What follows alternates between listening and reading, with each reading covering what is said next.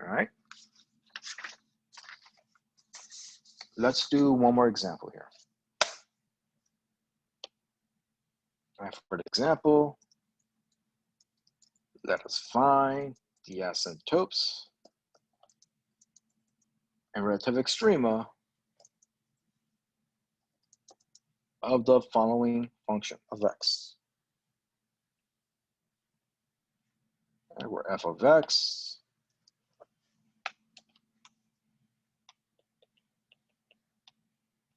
is going to be defined as 2x squared minus 4x plus 6 over x squared minus 2x minus 3. Okay, let's first find the asymptotes. Again, when it says to find the asymptotes, it means find the vertical and horizontal asymptotes.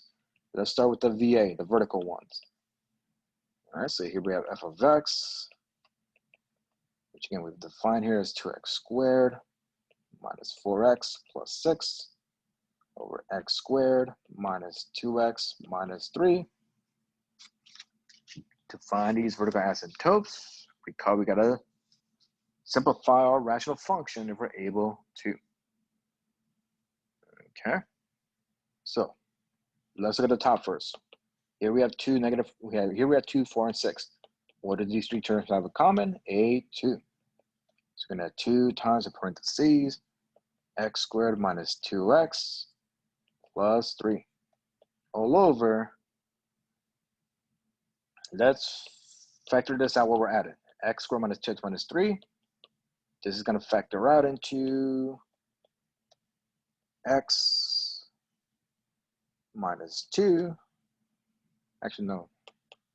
Yeah, x minus 3 times x plus 1. All right. Now let's look at this quadratic on top. We have x squared minus 2x plus 3. Can we factor out x squared minus 2x plus 3 here?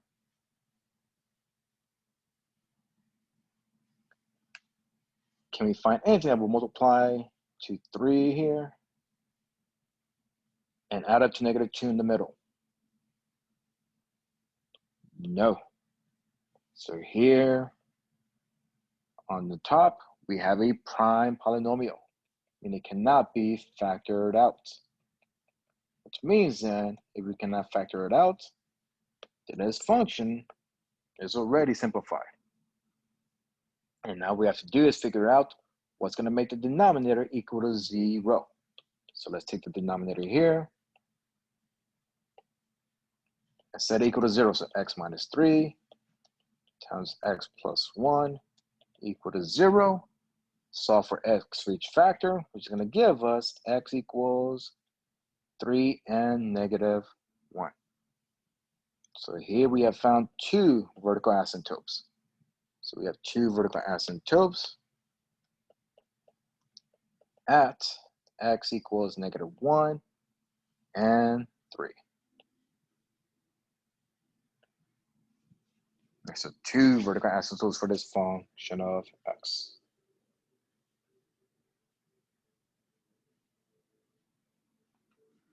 All right.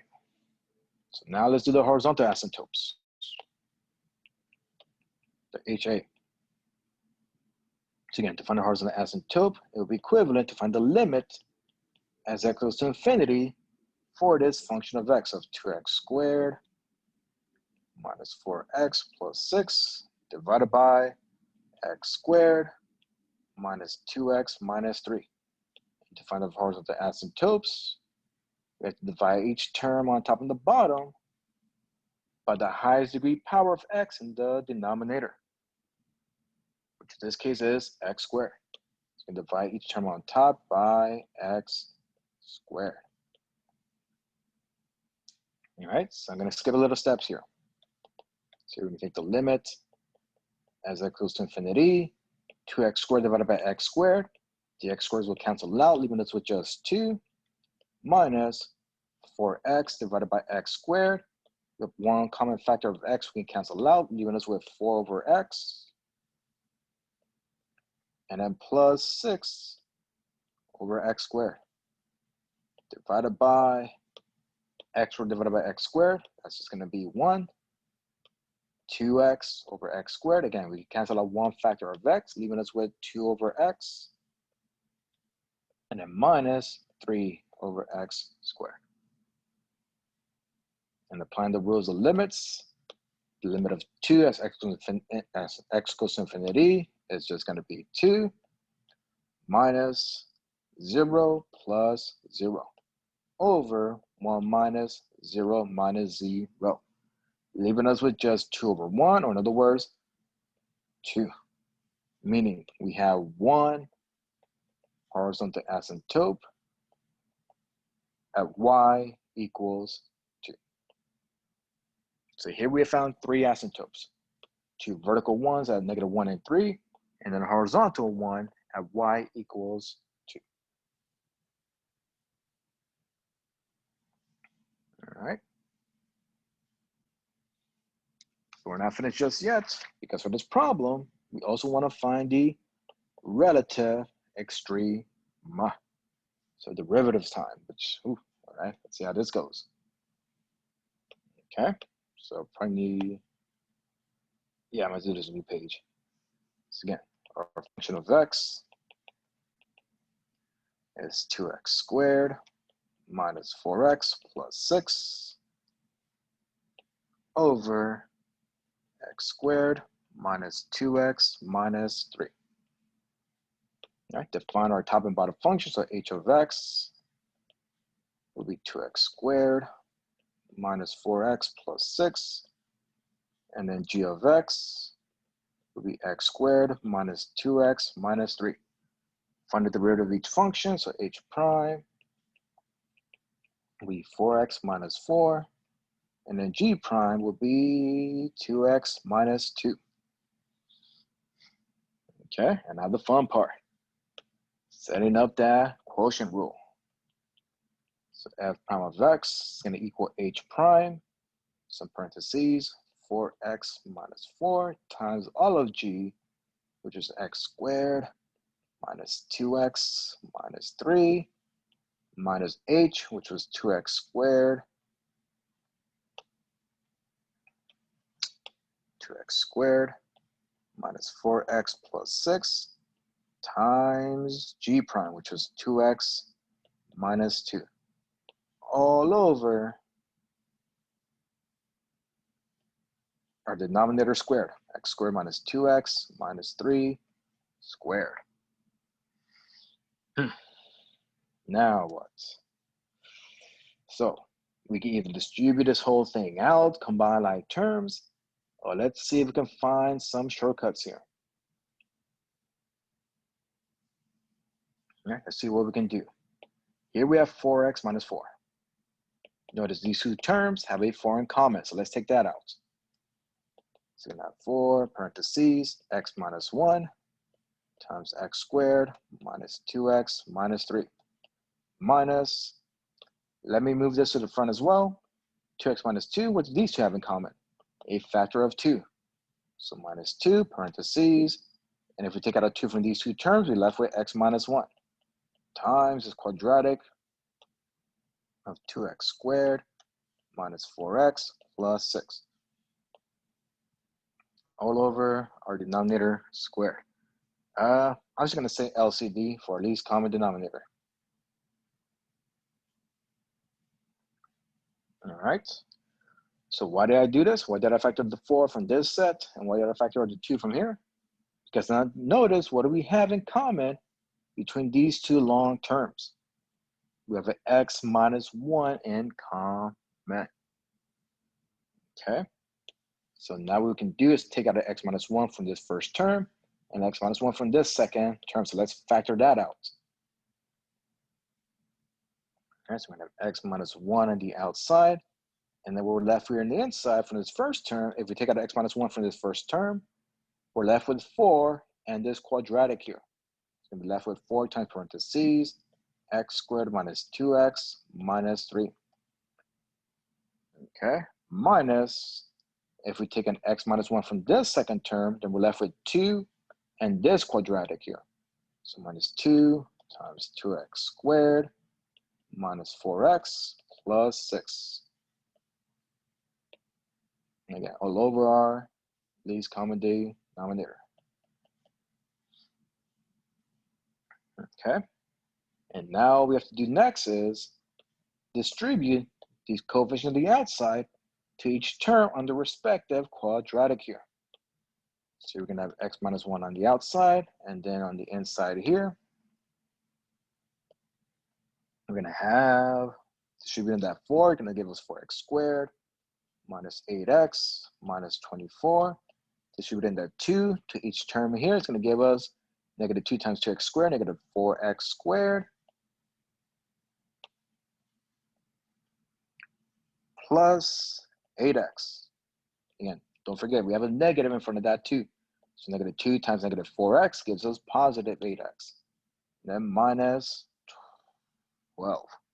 Wait, how do you get 12? Oops, I meant 12 here. Right, 4 times negative 3 gives us negative 12.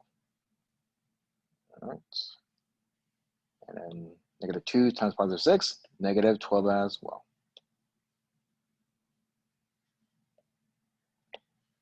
All right, all over our common denominator. All right, so what happens here? Well, look at this. Combine the like terms, the 4x squared cancels out, and the 8x as well, leaving us with just negative 12 minus 12 to give us x minus 1 times negative 24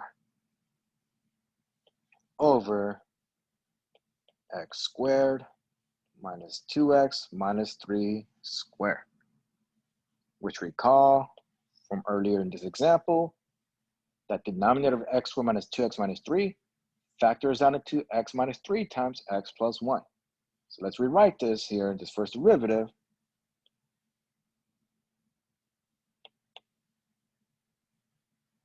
So let's rewrite our first derivative as negative 24 on the outside times x minus 1 over, I'm going to use brackets here, over x minus 3 times x plus 1 squared. All right. Again, all we found so far is just the first derivative. We haven't solved for the relative extremas just yet, because now we have to figure out what makes this first derivative 0 or undefined. So second step, set our first derivative here that we just found of negative 24 x minus 1 over brackets here, x minus 3 times x plus 1 squared equal to 0. All right, and what we need to do here is we have to solve for the zeros of the numerator and the denominator. We want to see where this first derivative will be 0 and where this first derivative will be undefined. Okay, so we got to set the numerator of negative 24 times x minus 1, set that equal to 0, and then set the denominator here, but not the entire denominator. All we have to worry about is the inside, because if the inside is 0, 0 squared is still just 0. So set x minus 3 times x plus 1 equal to 0. And solve for x in each equation. Here we get x equals, solving for x, we get x equals 1. And as we saw earlier, solve for this quadratic gives us x equals negative 1 and 3. Again, we're negative 1 and 3. Where are vertical asymptotes? Your vertical asymptotes will also be critical numbers. So here we have 3 critical numbers at 1, negative 1, and 3. All right, so now for the last step, the first derivative tests.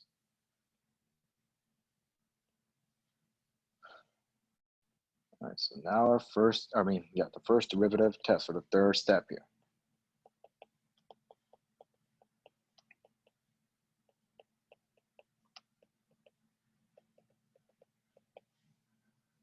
All right, so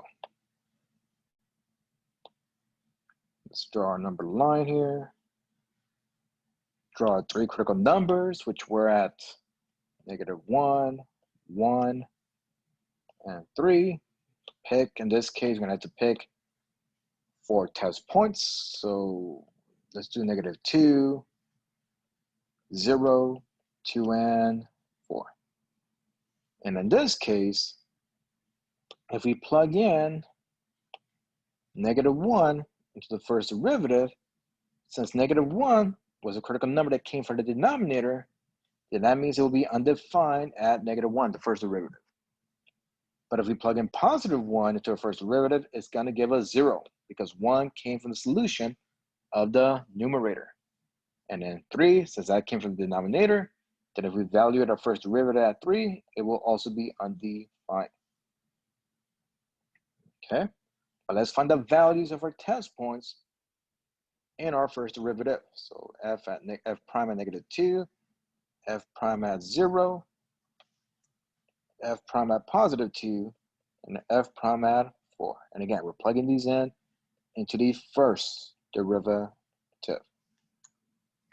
Okay, -2 plugged into the first derivative here gives us roughly -2.88. At 0, we get 2.6 repeating.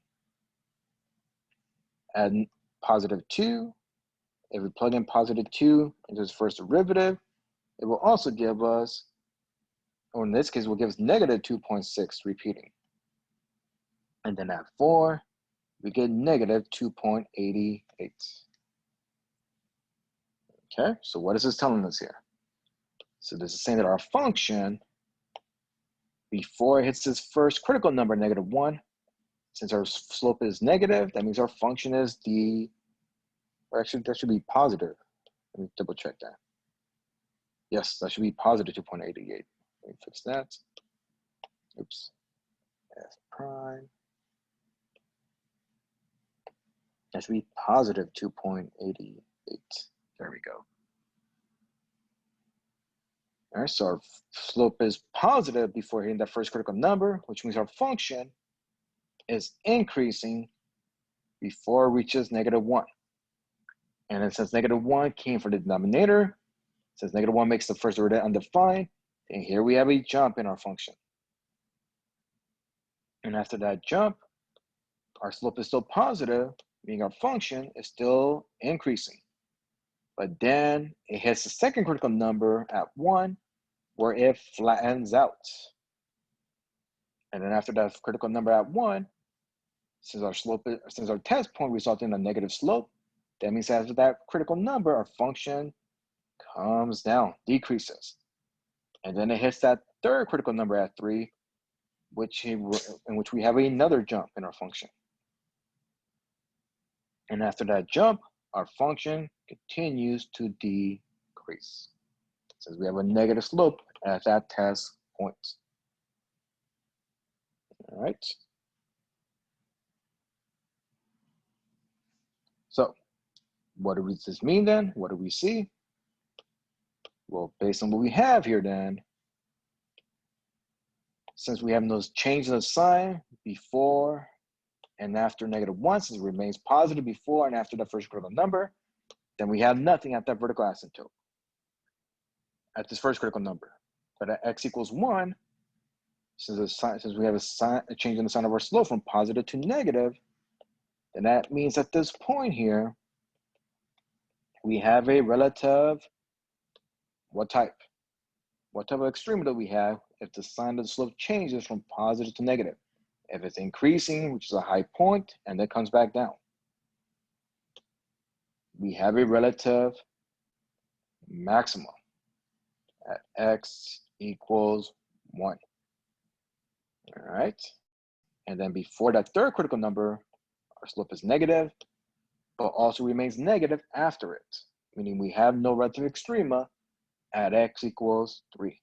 So here we have found one relative extrema, a relative max at x equals -1. All right, so we found a relative maximum.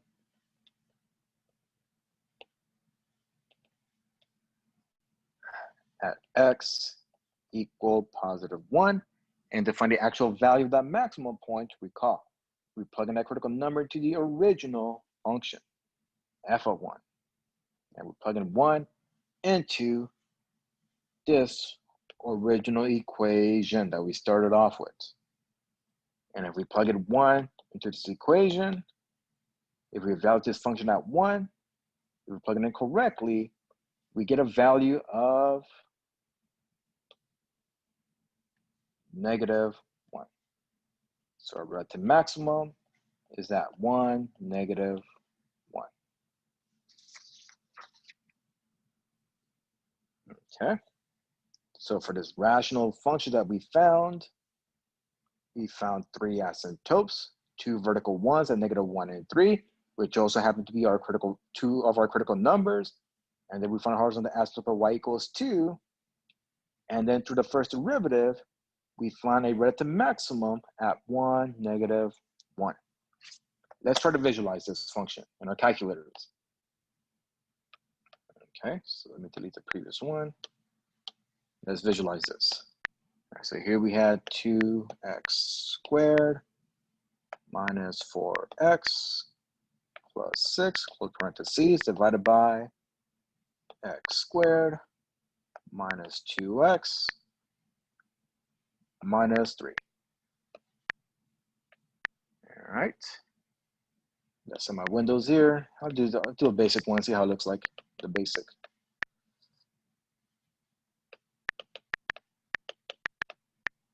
And let's graph. And there we have this function. So here we see our 2 vertical asymptotes here at -1 and at 3 here. All right, so going towards positive, going toward that first vertical asymptote, towards that first critical number, our function is increasing, makes a jump, and after that jump, it continues to increase until it reaches this high point here at 1, -1, at the second critical value, in which we have relative maximum. And after the relative max, after the high point, it comes down until it reaches that third critical number, which also happens to be our second vertical asymptote at x equals 3, makes that jump, and after that jump, continues to decrease in its value. All right, and then here we see that break along the x-axis, along the y-axis, around y equals 2, the horizontal asymptote. All right. So this concludes this first section here of 3.1, using the first derivative to kind of visualize, to help us visualize a graph, the behavior of a graph, and find its relative extremas, its relative max and min.